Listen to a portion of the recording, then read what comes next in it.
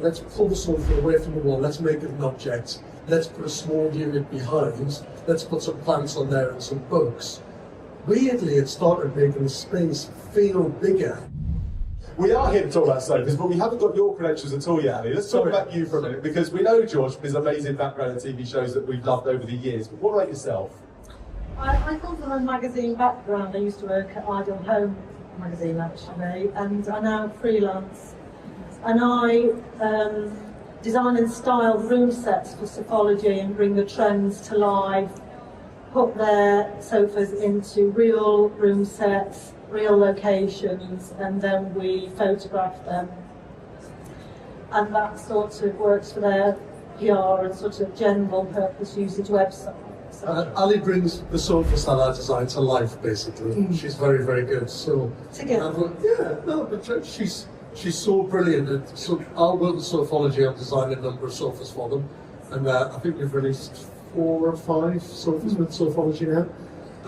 Ali's really, really good at when we do big events and we launch them. She'll design the room with me, and we work out where the sofa's going to sit and how it should be styled, just to get that look and feel.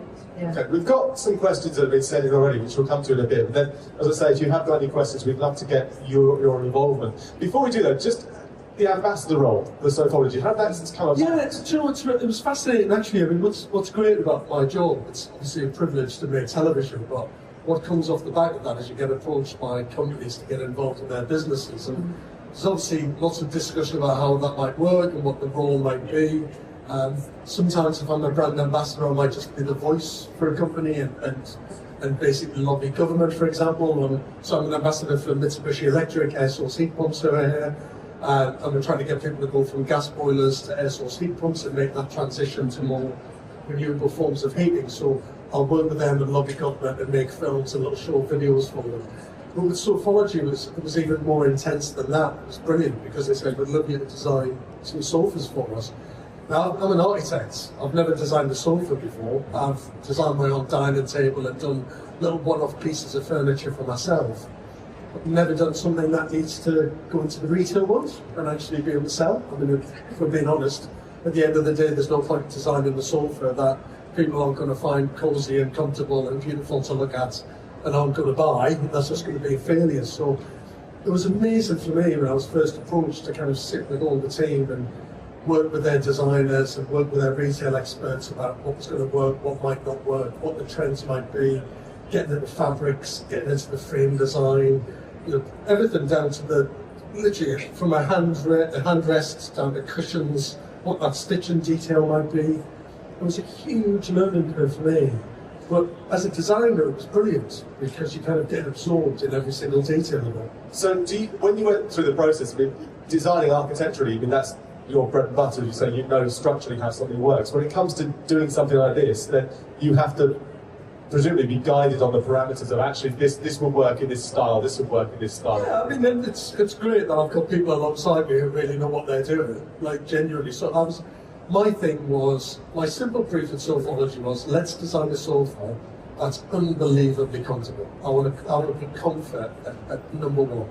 Now, obviously, the look of it needs to be good as well, and the fabric needs to be right. But a lot of, let's say, architect-designed pieces of furniture might look good, but aren't very comfortable. It's all about the kind of look before comfort, and I wanted to flip that. So the very first sofa that we did was genuinely, staggeringly comfortable.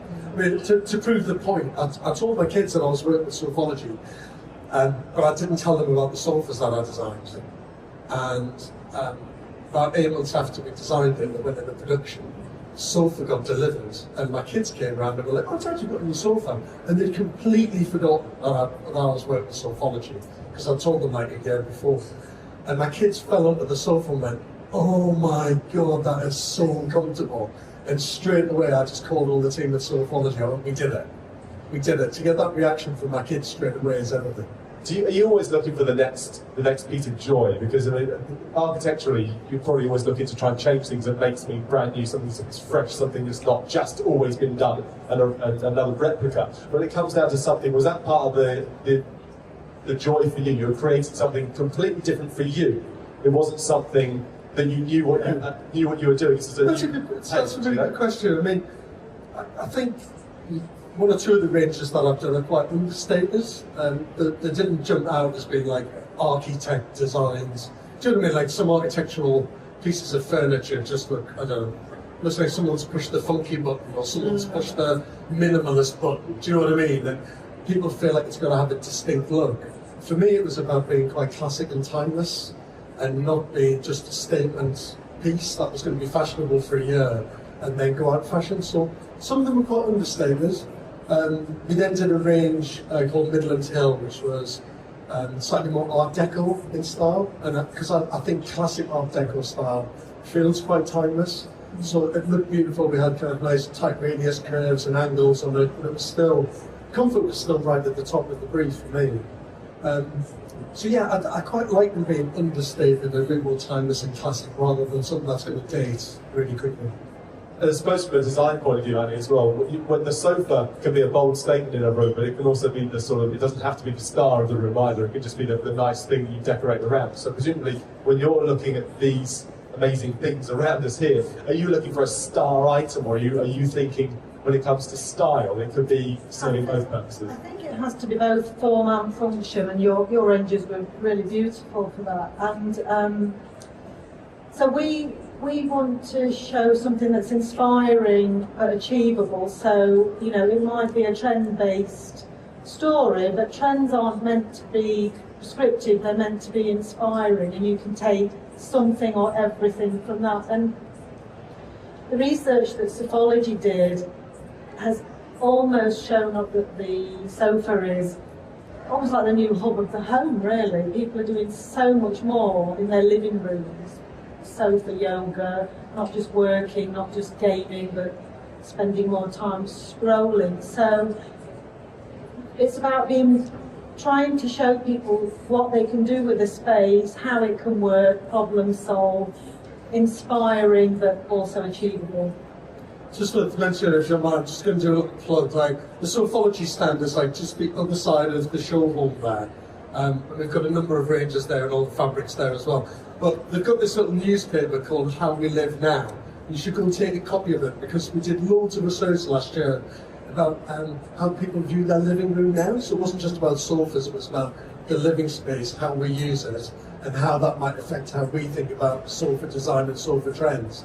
Obviously the living room's become more and more popular, but it's even more multifunctional now. I think since COVID, with people working from home a lot more, your living space is not just somewhere to chill out and relax, or watch TV, or be entertained, or hang out with your family. It might be a place where you want to work, where you might want to exercise. I mean, during COVID, people are using their living room to literally do exercises and try and keep fit, because you can only go out for an hour a day. And people, I think, have got more attached to their living space. So it needs to be more multifunctional now. And if it's more multifunctional, we've got to rethink how you do furniture in a multifunctional space. Yeah. That's really good. It's like some of the stuff in here actually does make me laugh. So it says, found the page straight away, that was by luck rather than judgment. The mindful movement. 20% of the people said that they meditate in their living rooms every week. Now this is one stat I'm not sure if I believe. 1 in 4 men claim to meditate.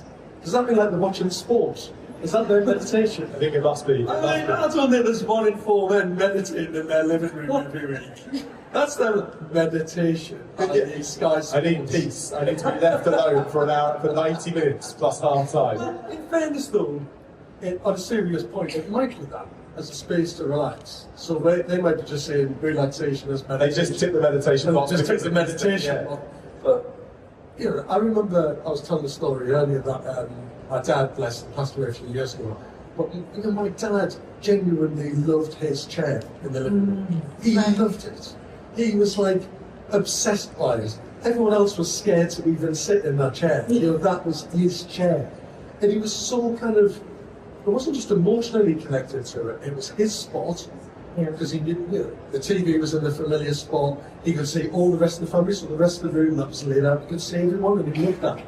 He loved his position. He could see telly, see family, and see the rest of the room and what was going on. Was it a tatty chair, like in that Martha Wayne in the Frasier? Was it something like that?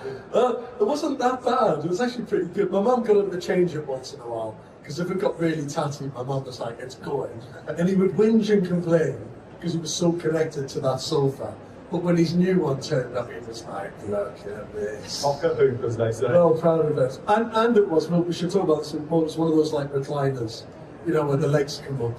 And they've become like one of the biggest sellers. They are fantastic, aren't they, as well? I think nowadays, when people are watching so much Netflix and watching online and being on the sofa a lot more, and the tech that's in them as well. I mean, you've got charging points, and you've got ice coolers, you've got all sorts of stuff. They are the biggest sellers, honestly. I need to switch up my living room, so I need some tips and advice, which we're going to get in just a moment. I've got some questions, like I say here, that have been sent in, but if you have got a question, please put your hands up.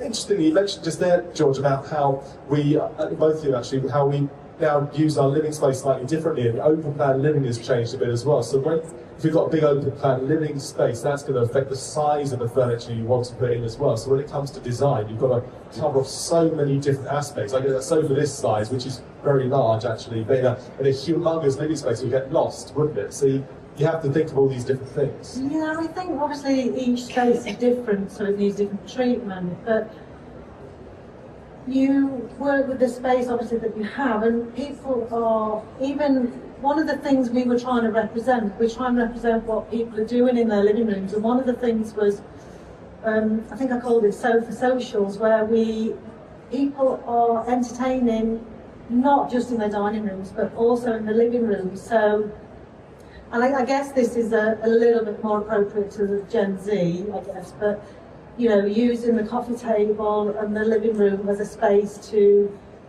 properly entertain with elevated socialising and food preparation, etc. So, yeah, one of the things from the research that came out was people are using formal dining rooms less, which has been happening over the last 30 years, really. I mean, that's not a new bit of research, but it then means that people are eating more informally at home. So they reckon that the younger generation, as if I know what I'm talking about, they're using like coffee tables to like put out snacks and picky foods and sharing plates rather than let's sit down at the dining table. And I think with open plan, back in the day, open plan was like, let's just take out all the walls and have a series of zones and let's see what happens. And I think it's kind of flipping the other way a little bit now. You might be an open plan space, but you want those zones to be a bit more intimate. So I mean, we designed a space recently that was fully open plan, and those zones became kind of slightly smaller zones. This sounds like a bad thing, but it's not. It made them more cozier. So we were putting in pieces of furniture that might be freestanding storage units that were in the space that you could see through, that became screen dividers. That then meant the coffee table was given a bit more of a priority and made it a little bit bigger because people wanted to put out sharing plates more, watch events on TV. So you weren't just socialising, but you were entertaining through the TV and you were entertaining through the food that we put on the table. And the other thing, look, man, she taught me this. She's brilliant, because as an architect, I would like put the sofa against the wall. Right? I'd always be like, with this space, put the sofa there and it's going to free up all of this space. And whenever I did that, I remember Ali said, well, you've got dead space in the middle of the room. It might seem like you've got a more spacious space, but it's fairly dead space. And by pushing the sofa against the wall, which in some rooms you'll have to do. If you haven't got a big open plan space, you're going to have to go against your wall. But when Ali was saying, look, let's pull the sofa away from the wall, let's make it an object, let's put a small unit behind, let's put some plants on there and some books. Weirdly, it started making the space feel bigger because you were using it more. Do you see what I mean? Where pushing your sofa up to one side and having a big open plan dead space with a coffee table in the middle, it isn't really doing anything. It might feel spacious, but it's not working hard. So it's a depth thing, creates depth. It pulls the sofa into the room and makes that an object in the space. Yeah. But it creates another zone behind the sofa that rather than being a dead zone, you enliven it with a beautiful side unit, as I say, indoor plants or books or pictures of your kids and your family. And so, yes, it adds depth, it adds width, and it adds more interest because it's like another little mini zone you've created.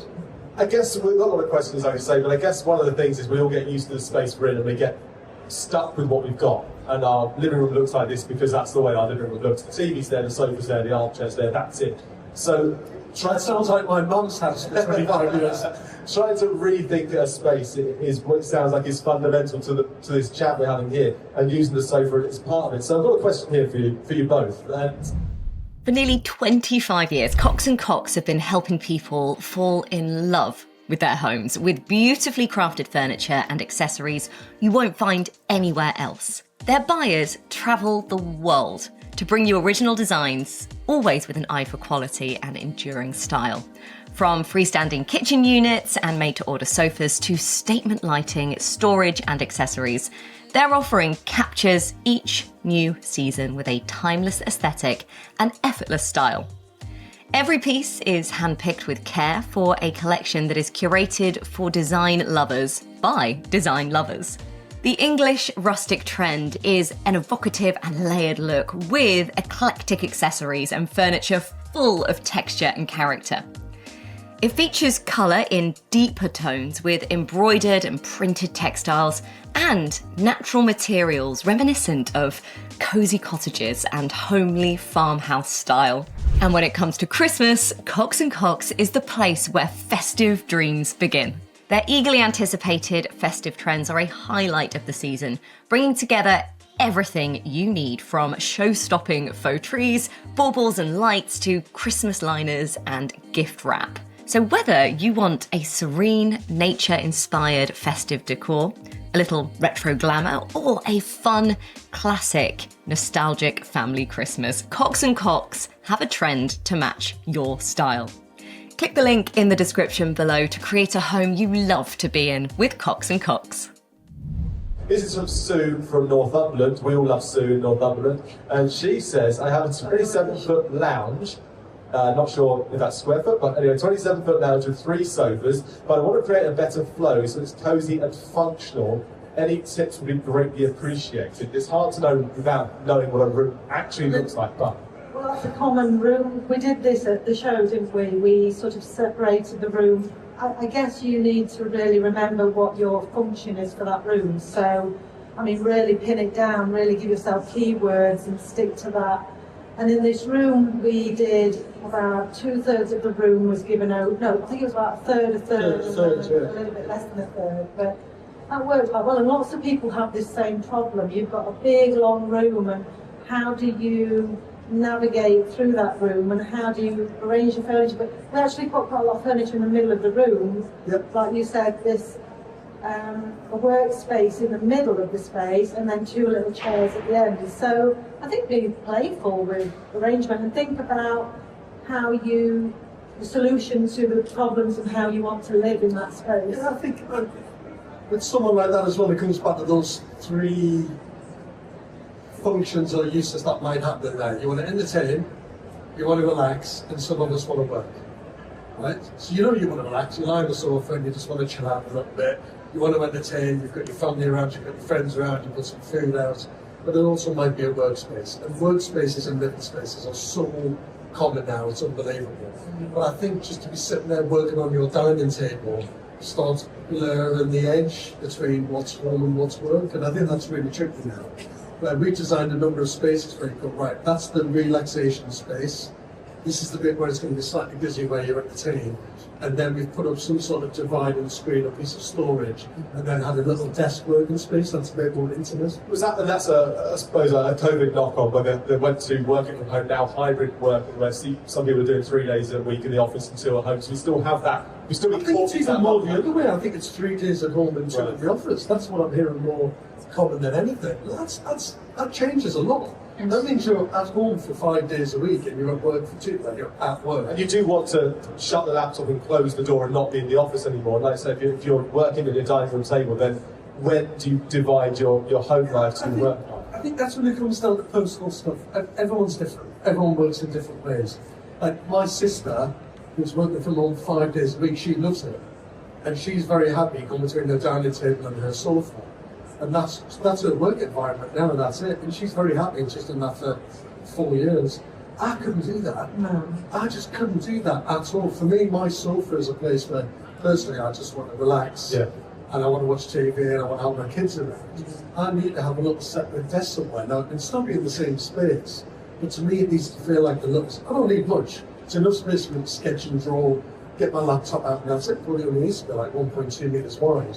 But for me, feeling like it's a different area within the home is really important. something that just comes back to personal taste, really, and personal needs. Yeah, and also with mobile phones now, and also with freelancers, with your freelance life, you know, you're always working. Even when you're not working, the brain's still ticking over the next thing, the next prep, the next thing you need to do. Yeah. So, any questions yet from the floor? Anyone got a space they want to be reimagined somehow? No? Well, keep popping that in your brain, and we'll come to you in a bit. That's just about anything as It can be well. anything, really. Yeah, what's up for lunch? I don't do lunch. What do you do? Someone's going to post that now, don't they? What do you do? I don't do lunch. I fast during the day. Nothing for breakfast? You do breakfast? No, I do light breakfast, and then I don't eat anything all day, and then I do dinner. Ali, what do you do? That's a revelation. You weren't expecting that, were you? You should never ask that question. It's got to be a chicken wrap or something. What do you do? No, I don't do anything. I eat all day. There you go. There you go. It's well obsessive. All right, okay. Let's get another question. There you go. There you go. Genuinely, I don't. Hashtag it's just eat lunch. There you go. That'll trend. It's like when I faint. Jade, a question from Jade in London says, my children have recently flown the nest and I'm looking to transform our very functional family living room into something more elegant and restful. Where do I start? Party mothers, I'd imagine. Yeah. Champagne. Problem. I think reframing the room. So the TV is the obvious thing to approach at this point. So I guess think about hiding the TV in a different way to maybe what you've done before. So you might have a storage unit or hide it behind a piece of artwork, and there's some great ways to conceal TVs these days. And what that does is it reframes the purpose of the room to be something else other than what your family life might have connected to previously. People are much more likely to be sat scrolling on their phones and YouTube and watching Netflix on an iPad these days. So we're, like for example, we're designing a room for the next season that's got 2 chaise. There's no sofa in it, and I can't believe I got this through so far. But it's got 2 chaise armchairs in it that is sort of connected and angled with each other, because this room is and this is perfect for somebody whose family have flown the nest. You repurpose that room, reframe how you use it, and have a bit of fun and change it up. So there's no sofa in this space. It's got 2 chaises facing in different directions. One's facing out the window, because you might not be using TV as much. You'll be much more mobile with your entertainment or music. So, yeah, the TV is a big deal. It's a timely question, actually, from my point of view, because my 2 boys have just gone to university in the last couple of years, and my daughter's just about to go to university in September. Yeah. 15 years ago, George. This is very ancient.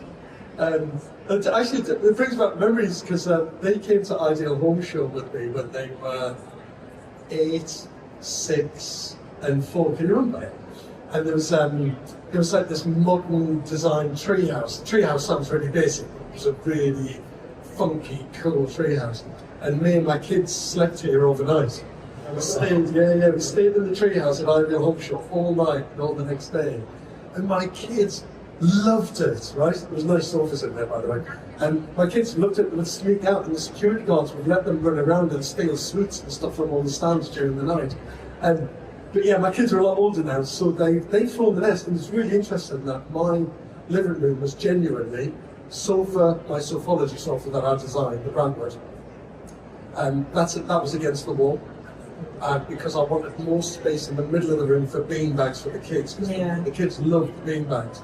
So I had sofa against the wall, coffee table, 2 beanbags, then a unit, and then the TV over the unit. And everything was focused on that. And I've completely changed it in the last year. Yeah, because the kids just aren't there enough, so the beanbags are just hardly ever used, so I've got rid of them. The sofas then come away from the wall, because you told me that. And I've created another zone behind this. The coffee table I've made slightly bigger, because I entertain a little bit more now. I kind of like entertaining at home rather than going to the pub, weirdly. So back in the day, they'd be like, oh, let's go to the pub and see some mates on the night. Now I'm like, no, just come over, we'll have some snacks and we'll have a meditate. And I meditate. Actually, do you meditate? Let's not talk about that idea because you won't believe it. No, you should meditate. What's happened? What's happened? Let's see. Got all That's that. interesting because this So, was genuinely, it's changed in the last year purely because of my kid. So I would say it's become a bit more of a serious room, and it's probably less fun and less playful when the kids are there because they have the big bags and they have a lot of their stuff there. Well, they've taken all their stuff with them when they've gone to university. Was it quite a cathartic thing? You know, I mean, I've got 2 kids, one's 4 and one's 6 months, so I've got a while to go. But was it quite a cathartic thing? If you've lived in a space with your kids, and them flying off, leaving the nest, going off elsewhere, then that chapter's gone, and you need a new chapter. And you need to sort of refresh the space, or reclaim it, so your brain switches. Is that part of like a therapy? It's really good as well. I can relax now in the room. I can actually read now. I've got time to read books. So when the kids were around, it was just so fun. You didn't have time for it. I love my kids being at home, and we had brilliant time. But they reach an age where they want their own space and they want their independence, and obviously with mobile phones and tablets coming in, they'll spend more time in their room a bit more anyway. Because let's be really honest, when kids get to that age, they're socialising independently, if that makes any sense, rather than necessarily socialising with their brothers and sisters, which they were doing a lot when they were 8, 9, 10, 11, 12, 13. Yeah. When they got 14, 15, they were on their own a bit more. Now they're fully independent. So it's changed my house completely, really. My house looks a lot more serious and grown up. Well, it does sound like it's a really good thing to do, to reclaim the space and to actually, you need to refresh it, otherwise you're always thinking, oh, the kids, they were here, I remember when. Actually, you need to do it to move on with your life as well. Yeah, they do come back though. Yeah, at some point. You never ever fully get rid of them, but the good thing is when they come back, I mean, unless they move back in permanently, but when they visit, they're kind of young adults now. Yeah. So they like the slightly more grown-up stuff. They still like things to be fairly fun and playful, but you're adapting the space to see you have a different stage in your life, but them as well. So it works for both. Just got to say, this sofa behind you, I absolutely love the colour of it. I've got no idea what the colour that is, but it's fantastic, really rich. And what do we think of that colour? Do you like it? You have it in your house? Petrol blue. That's petrol blue. Petrol blue. There we go. It's a fantastic colour. It's really good actually. I think they put blues and greens. Yeah, seem to be quite popular at the minute. But we do some punchy colours as well, some really vivid ones. And then some slightly more funky houses. The oranges and yellows start to come out, but the kind of deep, rich blues and the olive greens are great. But it's also like, it reminds me of a TVR. TVR, if you used to walk around a TVR car, then they have the two-tone thing where it changes colour as you walk around it. Because of the fabric and the colour, it does like it can be multiple colours. It's very eye-catching and rich and lovely.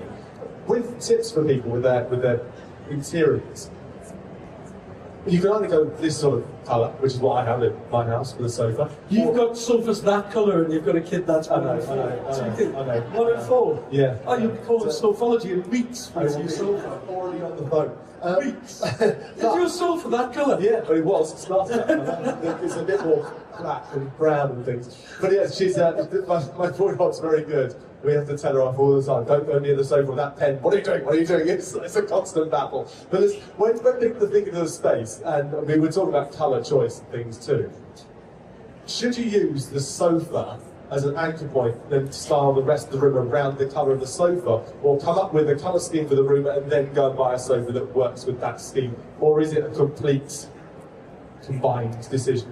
I think always work with what you love, Yeah. and then you can't go far wrong. And my advice to pull a room together is start with something that inspires you. It could be a sofa, a rug, some artwork, some wallpaper, and just work with what you love. And then I think it's a really good idea to pinpoint how you want that space to feel. So you would write down some keywords, maybe 2, 3, 4 keywords.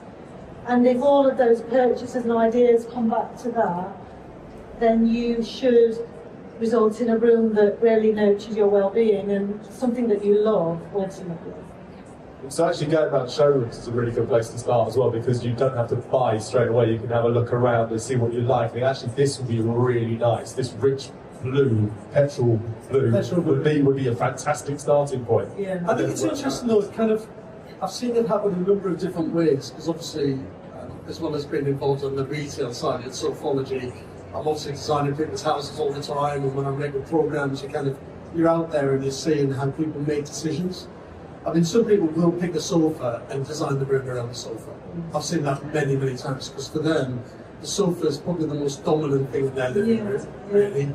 And it's the thing they're sitting on all the time, that they're touching all the time, that they're relaxing on. And so they'll choose the sofa, and then everything else will revolve around that. Right. And then I love seeing people making choices about what their sofa's going to be like. I mean, when you go to somewhere like Sofology, which has got a massive range of so many different styles, I've been in so many of their showrooms, and it's fascinating the people watch. You know, you'll always get like the mum and the daughter going round. Predominantly it's mum and daughter. I say that a lot, and I'm just being really honest. And the husband like cares, but thinks he doesn't want to show that he cares too much. He goes, yeah, whatever you want. And then when the wife goes, yeah, but I want it in, I like that colour, he goes, no, you're not having that. Right? And then it goes like that a little bit, ping pongs. Then the daughter will chip in and go, Mum, I think this one's really good. And I mean, obviously depending on your family setup, that can change, but watching that dynamic between couples and partners and mums and dads, because people don't always know what they like, but they definitely know what they don't like. Like, they really strongly know. They're like, oh no, not that one, not that one. And it's only when they'll discover something that they go, well, hang on a minute, that could be quite interesting. But when you see people being brave, I find it really fascinating when someone goes, oh no, I never thought I'd like that one, but it's really nice. And it might be quite, I was going to say funky is not the word, but it might be out of their comfort zone. Yeah. And then all of a sudden they're thinking, is that going to work with everything else that I've got in the living room? And then before you know it, they've made the decision to buy that sofa and change everything else in the living room because they want the sofa so much, and the sofa won't work with the existing stuff that they've got. So it's amazing how you see people making different decisions and being pulled in different directions to see what they love to do. And we've also learned that if you go to Sofology and you go around a showroom, just beware that George might be lurking, hearing podcast, just watching what you're doing. But it is interesting to make a bold choice. I mean, sofa's quite an expensive purchase, right? It's a big decision. You've got to be careful of that, actually, being really honest, because I mean, some sofas can be very, very expensive. It depends on what upholstery you go for. But I am amazed, genuinely. I'm not just saying this because I'm signed up to Sofology and I'm their brand ambassador. But I am genuinely amazed when I walk around and I go, how on earth can you sell it for that price? Yeah. Like, it looks really good and it's really comfortable. The fabric quality is really nice. How on earth can you sell that three-piece sofa for 1,700 quid? Yeah. Now, 1,700 quid, if you've got that sofa for 10, 12 years and it's really well looked after, that's unbelievable value for money. So just got to be careful when you say it's an expensive item. What I mean is the expense is an outlay, and if it's a bold decision you're making, then you've got to be confident you're going to go with it. But that's where I suppose planning comes in. Know what you want to achieve. If you're going to suddenly strip out your entire living room and base it around the sofa, you've got to love that sofa, haven't you? So you're going to be. Sorry, I keep jumping in. I think the biggest mistake I see people make is getting the size wrong. Right. You're going to make a personal choice about a design that you like. And as Ali was saying, if you love it, then go for it. That's your personal choice. And I've seen people pick sofas that I wouldn't necessarily have. It's not my cup of tea, but they're like, oh my God, I love that. I need to have it. So I think when it comes to design and look and style and feel, you've got to go with your heart about what you like. And then obviously, it's up to you then to decide whether you need to reconfigure the room to make that sofa work. I think getting the size wrong is one of the biggest errors that I see quite a lot. Because obviously if you couldn't say someone's got the style wrong if they love it. It's their style. It could be wrong about whether everything else works with that sofa in the room, and then they might need a bit of help and support. But if you get an oversized sofa, or you get the wrong shaped sofa, or you've configured that sofa in the wrong way, let's say you've gone for an L shape, then you've got the L going in the wrong direction, and you just thought, oh, that's the way the last one looks. But when you put it in the room, it might ruin the flow of the room.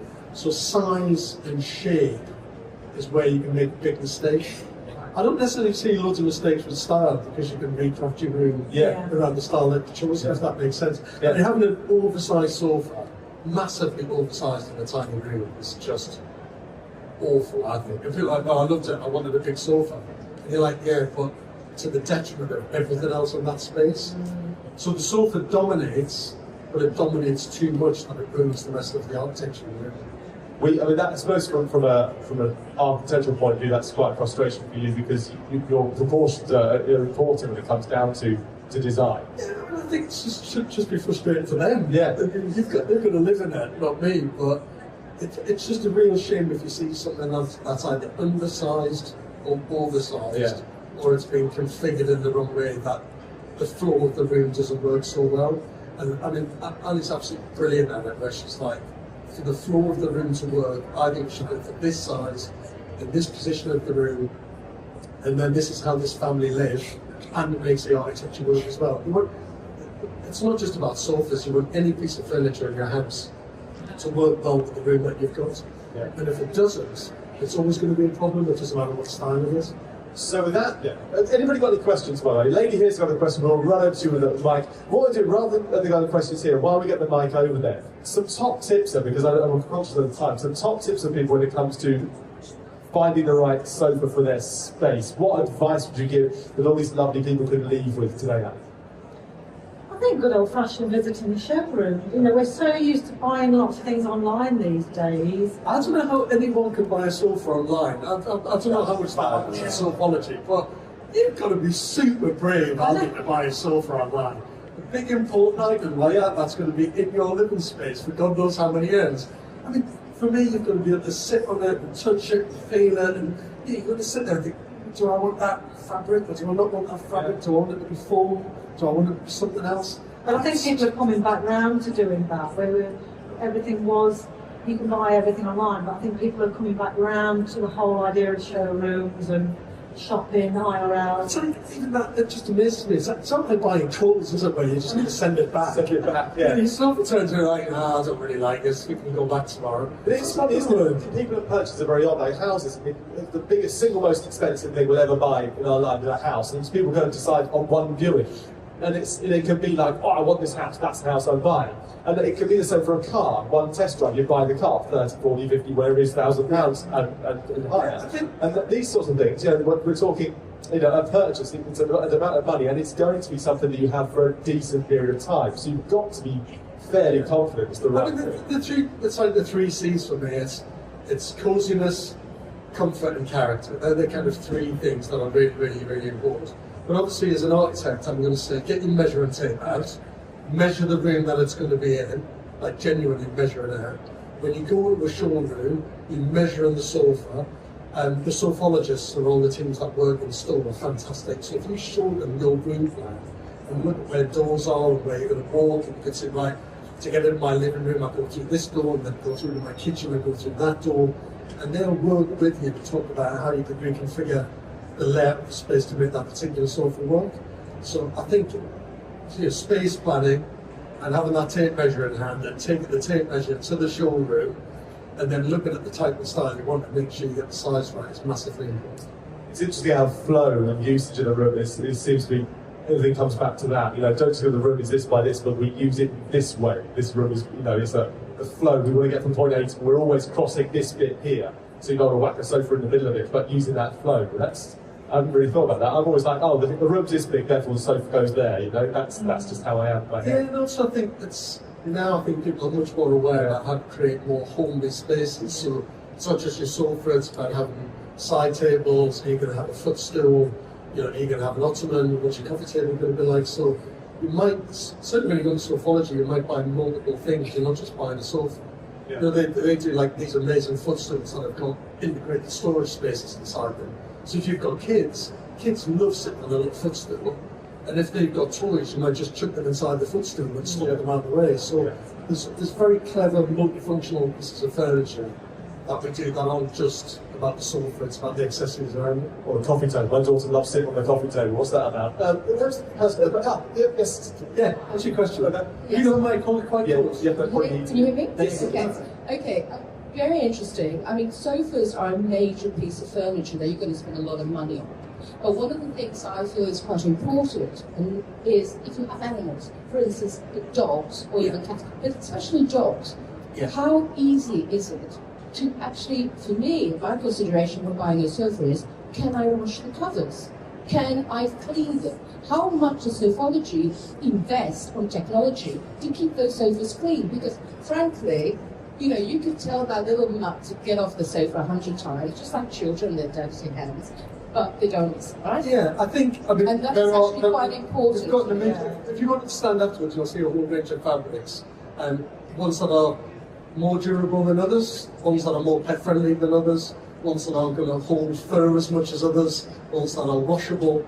I think they call the lifestyle range, so it's sort of reminiscent of the leather and things like that. And obviously you can choose colours that are obviously much more appropriate to that. But there's a whole range. What you're not really going to stop is a cat who wants to just claw the side of the sofa. There's not that many sofas on the planet that will withstand an angry cat who just wants to dig its claws in.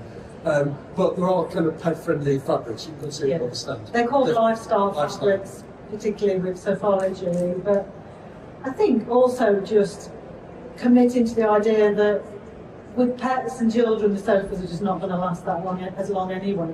And then when you enter a different life stage, you get to refresh and a bit of a renaissance, like we talked about earlier. So I think just committing to that and doing what you can, picking colours that you can and finishes, lifestyle fabrics that are a bit more durable.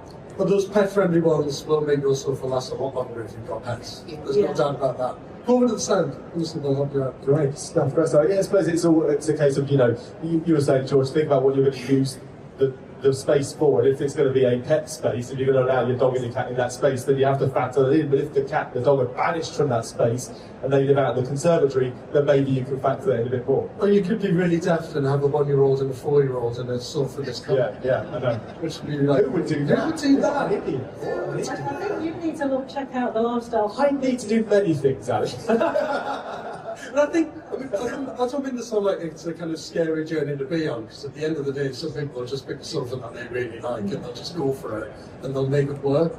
But I do think it's really, really interesting, certainly for me, who I didn't understand anywhere near enough about sofas when I was asked to design one, and the learning curve was enormous. It actually became a real joy, the process of getting under the skin of the fabrics, what was going to be durable, what was going to be pet friendly, what was going to suit particular needs, what was going to have a certain look, a certain colour, a certain style. You know, do you like those feet on the sofa, or do you like that certain foot instead? There's so many different options, but it's brilliant. And you've got a chance to personalise it a bit as well. Absolutely right. So go on, go and have a look. There's a lady there. We have one question for the lady at the end, and that hand has sprung up, so we'll come over to you. Ali, what do you love most about your job? Tricky question, should have said. Working with me, Ali, isn't it? Yeah, Working with me, that's definitely the best bit. Primarily working with George, obviously. And then just the variety. I think I'm unusual in that I get to play, and I think that's what's missing from a lot of interiors. Can feel a bit stiff and a bit sort of dry and serious, but actually, so I get to produce things on quite a quick scale. So I come up with ideas quickly and we turn them over, and I think that's made me a bit less precious about things. And of course at home I want a bit of longevity, but it's also made me think, just don't worry about it too much and don't be too precious, and just enjoy the process a bit more and try and be a bit less serious, I guess, which is probably a bit controversial, but I think be more playful and enjoy, you know, I like the idea of being representing and showing what people can do in a room. It's not just about three-piece suite. Fantastic. I mean, I think where Anne's been amazing for me is my headlines is always that I want to be timeless and classic. And even though, you know, obviously we're looking at lots of trends and do lots of research on trends, personally I always get worried about having too many trends too quickly, because it makes it seem like, let's say you followed the trend of 2025, does that mean it's not right in 2026? And then you've got to change something to follow another trend. So trend for me can sometimes just feel like it's about fashion.